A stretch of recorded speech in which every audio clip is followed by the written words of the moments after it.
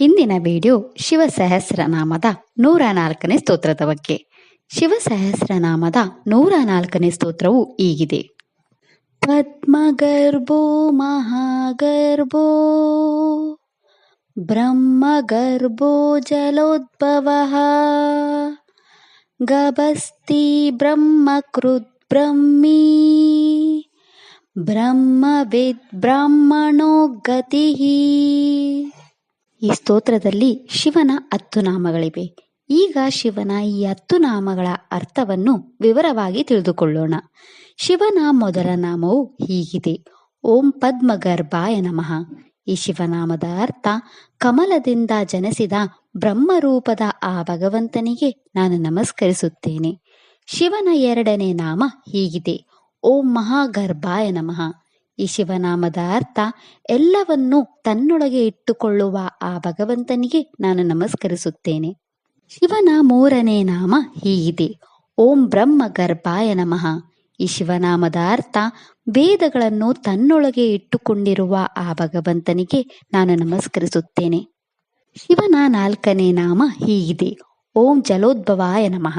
ಈ ಶಿವನಾಮದ ಅರ್ಥ ಪ್ರಳಯದ ನೀರಿನಿಂದ ಎದ್ದ ಆ ಭಗವಂತನಿಗೆ ನಾನು ನಮಸ್ಕರಿಸುತ್ತೇನೆ. ಶಿವನ 5ನೇ ನಾಮ ಹೀಗಿದೆ: ಓಂ ಗಭಸ್ತಾಯೇ ನಮಃ. ಈ ಶಿವನಾಮದ ಅರ್ಥ ಬೆಳಕಿನ ಕಿರಣಗಳನ್ನು ಹೊಂದಿರುವ ಆ ಭಗವಂತನಿಗೆ ನಾನು ನಮಸ್ಕರಿಸುತ್ತೇನೆ. ಶಿವನ 6ನೇ ನಾಮ ಹೀಗಿದೆ: ಓಂ ಬ್ರಹ್ಮಕೃತೇ ನಮಃ. ಈ ಶಿವನಾಮದ ಅರ್ಥ ವೇದಗಳನ್ನು ರಚಿಸಿದ ಆ ಭಗವಂತನಿಗೆ ನಾನು ನಮಸ್ಕರಿಸುತ್ತೇನೆ. ಶಿವನ 7ನೇ ನಾಮವು ಹೀಗಿದೆ: ಓಂ ಬ್ರಾಹ್ಮಣೇ ನಮಃ. ಈ ಶಿವನಾಮದ ಅರ್ಥ ವೇದಗಳನ್ನು ಪಠಿಸುವ ಆ ಭಗವಂತನಿಗೆ ನಾನು ನಮಸ್ಕರಿಸುತ್ತೇನೆ. ಶಿವನ 8ನೇ ನಾಮ ಹೀಗಿದೆ: ಓಂ ಬ್ರಹ್ಮವಿದೇ ನಮಃ. ಈ ಶಿವನಾಮದ ಅರ್ಥ ವೇದಗಳಲ್ಲಿ ಪರಿಣಿತನಾದ ಆ ಭಗವಂತನಿಗೆ ನಾನು ನಮಸ್ಕರಿಸುತ್ತೇನೆ. ಶಿವನ 9ನೇ ನಾಮ ಹೀಗಿದೆ: ಓಂ ಬ್ರಾಹ್ಮಣಾಯ ನಮಃ. ಈ ಶಿವನಾಮದ ಅರ್ಥ ವೇದಗಳನ್ನು ಕಲಿಸುವ ಬ್ರಾಹ್ಮಣ ರೂಪದಲ್ಲಿರುವ ಆ ಭಗವಂತನಿಗೆ ನಾನು ನಮಸ್ಕರಿಸುತ್ತೇನೆ. ಶಿವನ 10ನೇ ನಾಮ ಹೀಗಿದೆ: ಓಂ ಗತಯೇ ನಮಃ. ಈ ಶಿವನಾಮದ ಅರ್ಥ ಆಶ್ರಯ ಸ್ಥಾನವಾಗಿರುವ ಆ ಭಗವಂತನಿಗೆ ನಾನು ನಮಸ್ಕರಿಸುತ್ತೇನೆ. ಇದಿಷ್ಟು ಶಿವನ 10 ನಾಮಗಳ ಬಗ್ಗೆ.